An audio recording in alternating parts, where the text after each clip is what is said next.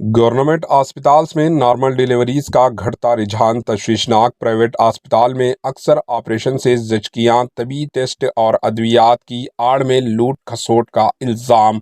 रियासत तेलंगाना में normal deliveries घट रही है और वहीं प्राइवेट अस्पताल में सिजेरियन डिलीवरीज ऑपरेशन से जचकी के वाक़यात में इजाफे के इल्ज़ामात लगाया जा रहा है। यही नहीं, सरकारी अस्पताल्स में भी सिजेरियन डिलीवरीज ज़्यादा हो रही है। गुज़िश्ता साल रियासत तेलंगाना के दिहाई इलाकों में मौजूदा गवर्नमेंट अस्पताल्स में सिजेरियन डिलीवरीज की तादाद में इजाफा हुआ। हुकूमत की जानिब से नॉर्मल डिलीवरीज करवाने पर तवज्जो दी जा रही है, मगर इसके कोई नताइज बरामद नहीं हुए हैं।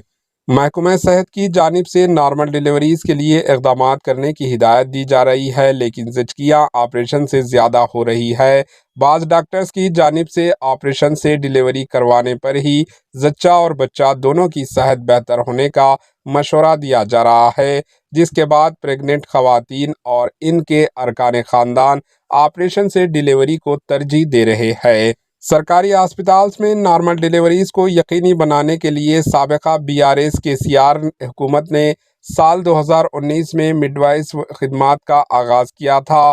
30 अफराद को तरबियत देते हुए इन्हें प्रेग्नेंट ख़वातीन में नॉर्मल डिलीवरीज के फ़ायदे के बारे में शऊर बेदारी अवेयरनेस की जिम्मेदारी सौंपी गई थी। फ़िलहाल सरकारी अस्पताल्स में इस आमले की किल्लत की वजह से ये खिदमात बराए नाम होकर रह गए।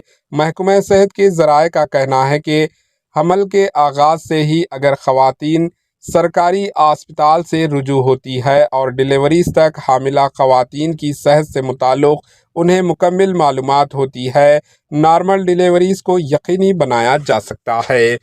लेकिन अगर 9 महीने की तकमील के बाद आइन डिलीवरी के वक्त अस्पताल पहुंचती है तो ऐसी सूरत में नॉर्मल डिलीवरीज मुमकिन बनाना बहुत मुश्किल है और सिजेरियन डिलीवरीज करवानी पड़ती है। प्राइवेट अस्पताल पर इल्ज़ामात है कि इन्होंने डिलीवरी को मनी मेकर का ज़रिया बना लिया।